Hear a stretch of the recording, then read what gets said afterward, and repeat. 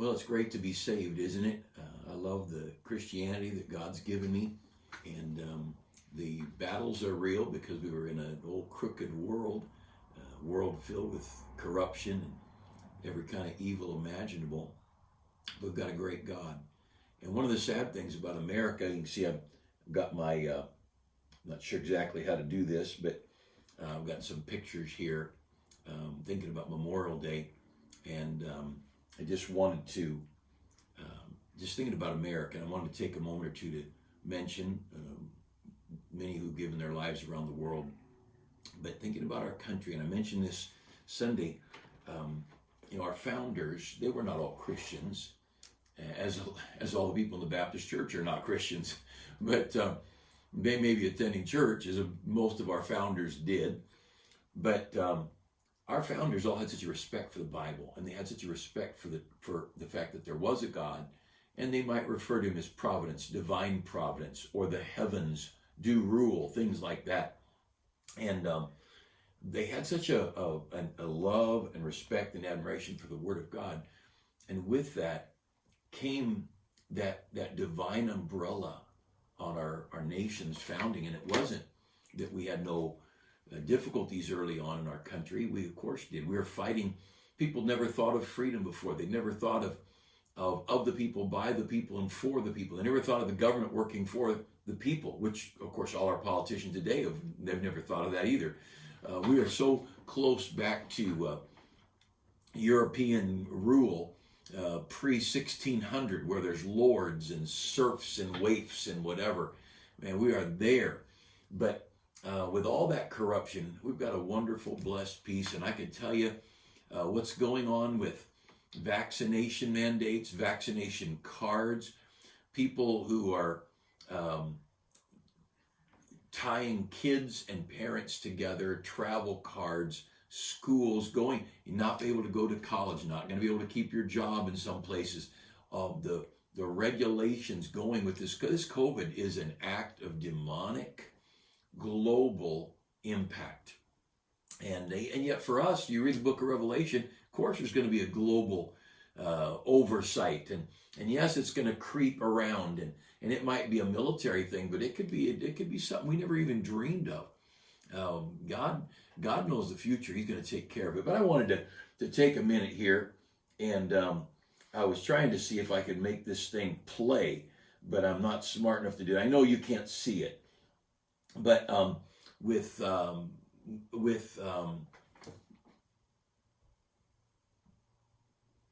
just want to shut something off there. With Memorial Day, just a week and a half away, I wanted to just scroll through here, and again, you can't see it, but these are all European cemeteries. If I get my glasses on, I can read the caption.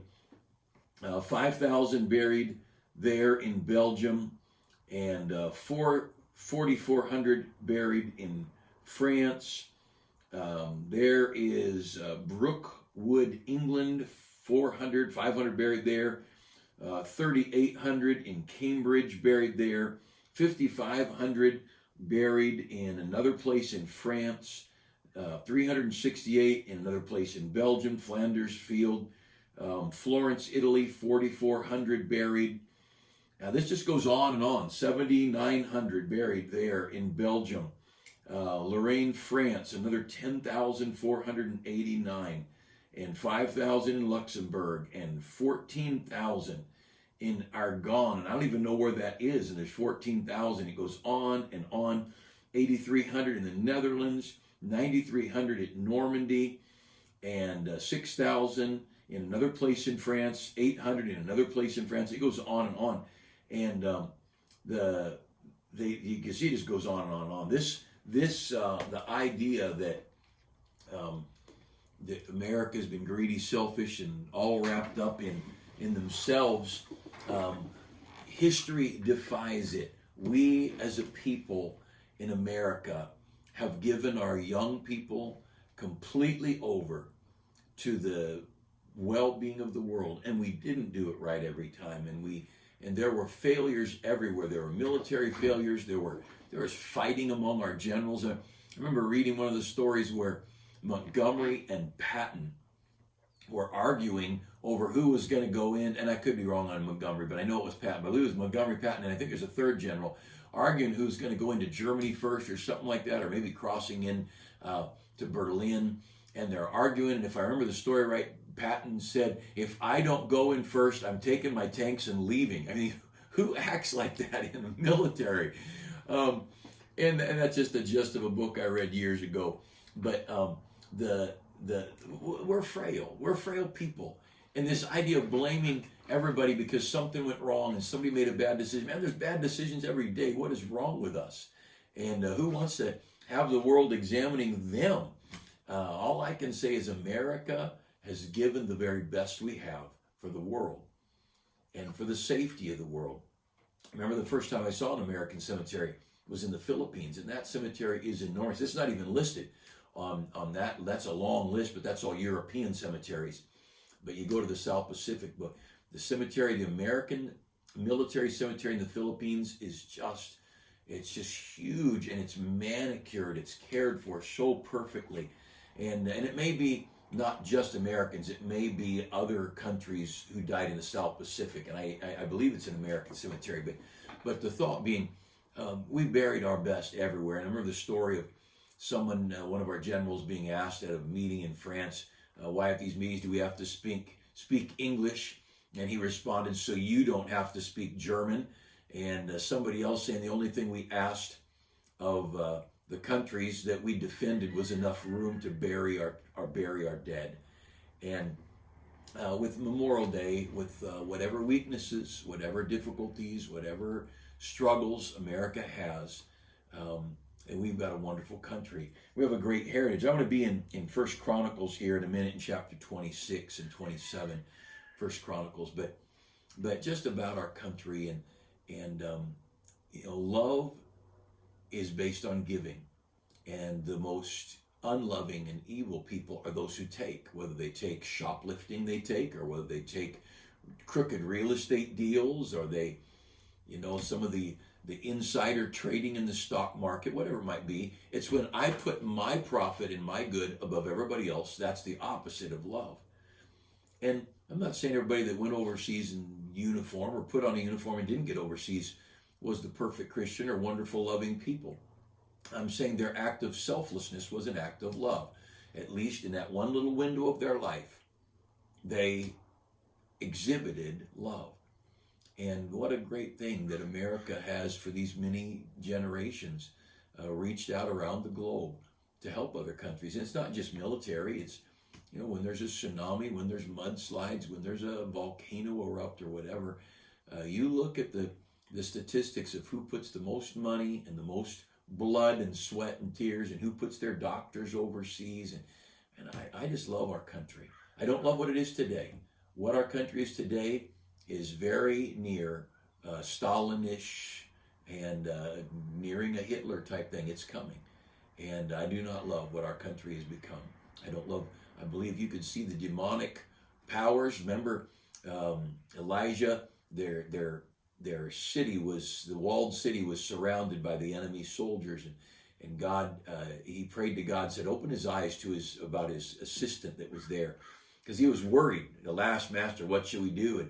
And he was worried about the multitudes, and Elijah said, Lord, open his eyes, and he saw chariots of fire around the city, and then I think 85 or 185,000 people woke up dead the next morning, which is funny. When they woke up, behold, they were all dead. But I'm not sure if the city and people inside the city woke up and they were dead, or if these people woke up and they were dead. But either way, if we could see Washington, D.C. today, I believe there'd be a cloud of demonic power resting on that place that like we've never had before. Sacramento and capitals around the nation. But to lose our love and respect for what we were and what God has done through us. I love our country. I got a letter in the mail, or an envelope.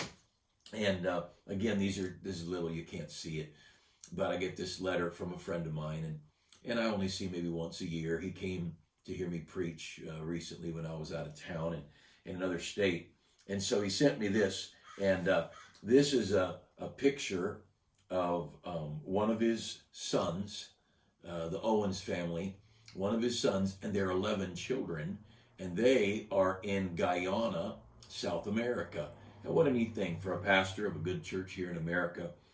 He said we've seen exactly 200 salvations and had 11 baptisms in the last 2 months, and on and on. That's during COVID with all the awkward and difficult. That's David Owens.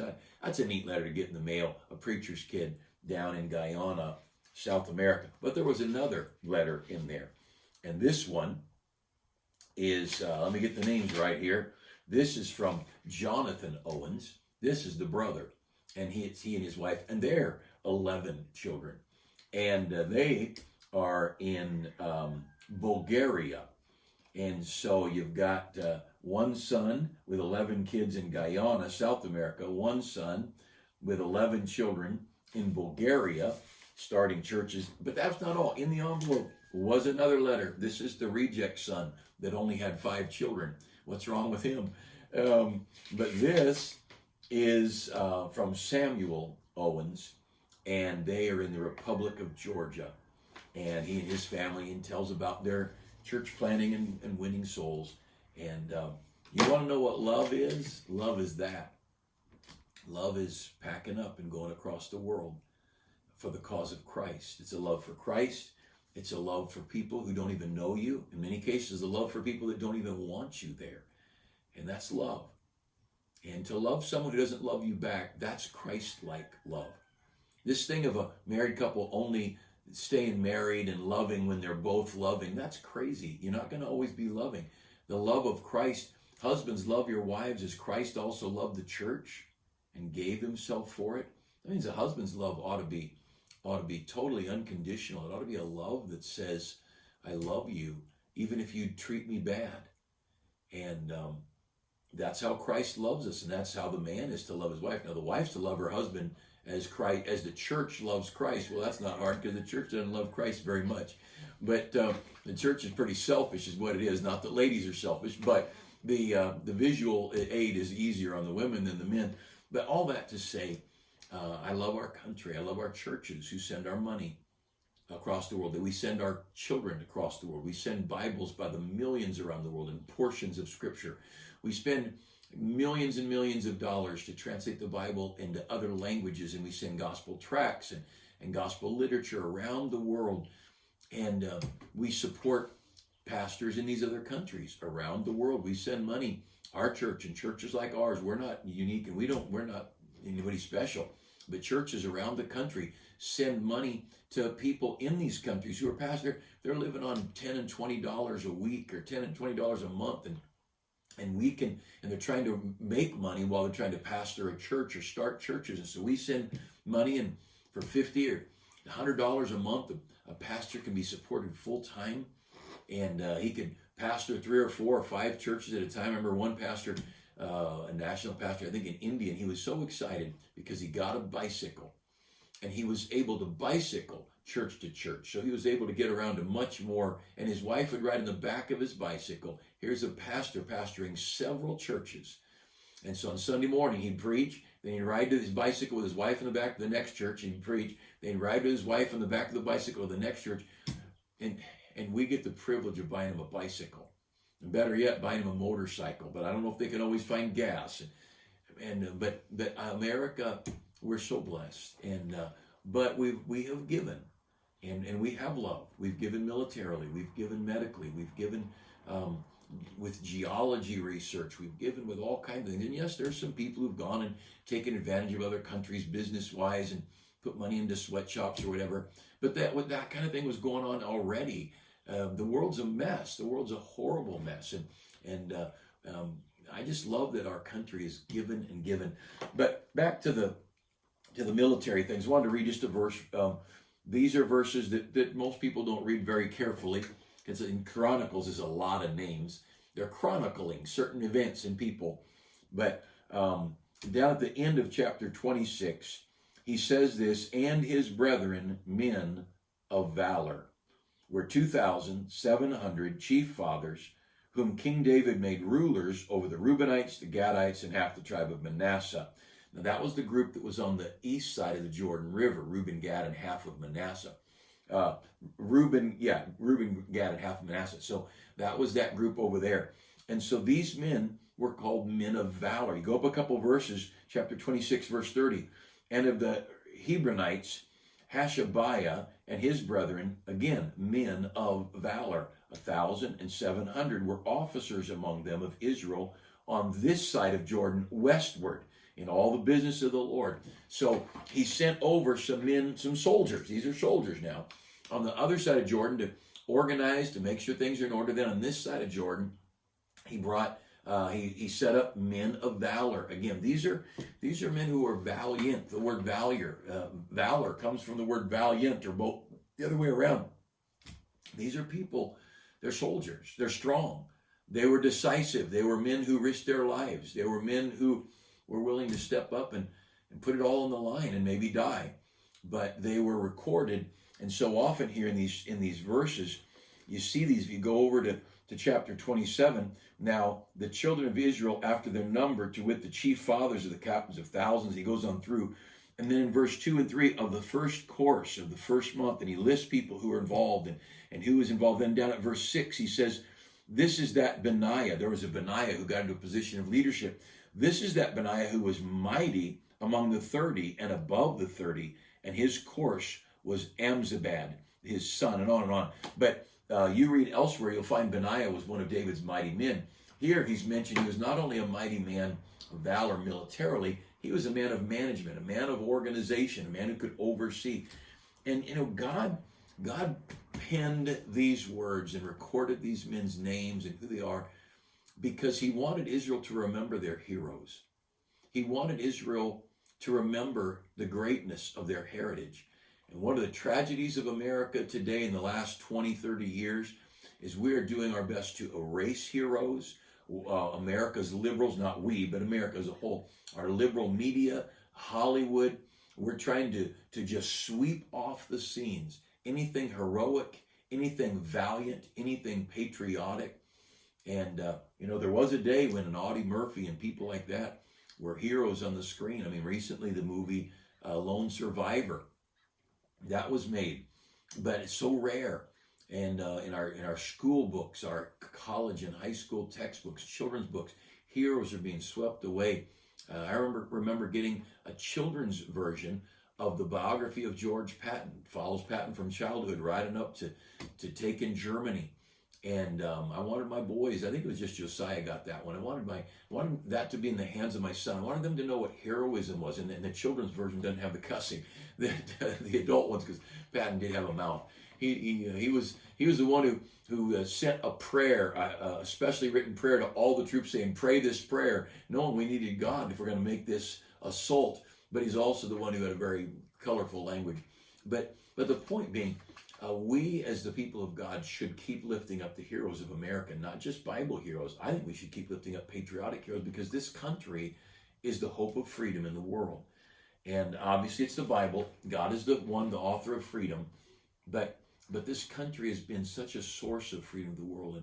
And I don't want us to forget greatness. And I don't want us to forget people who gave their lives and people who served and people who surrendered. And the fact is, people die in battle. And they're buried across the world and no one remembers them. But there's a picture of a cemetery that reminds us that a whole bunch of people packed up from their home, some farm in Kansas, some little cheese plant in Wisconsin, and they packed up and joined forces and went across the world for freedom's sake. And with Memorial Day coming up, I just want us to remember, just take some time to remember and to thank God for people who've given their lives and offered their lives freely in the medical world, in the military world for our nation's freedom. And I hope you'll join us on Memorial Day. We'll have the service out at the football field, and we'll just take some time to honor our veterans that are living, to remember the veterans that gave their lives, and just thank God, because the little bit of freedom we have left in America, it's because of God's mercy. I think some really good churches and good homes that kept the light of freedom alive, the light of integrity and decency alive, so that God would bless our country, but also a bunch of military people who laid it all on the line for our country. We got a great God. We've got a great country. And our country's sure sick today. I hope you pray for your country and pray that God would bless our nation. I hope you have a great day. Thanks for taking a few minutes together.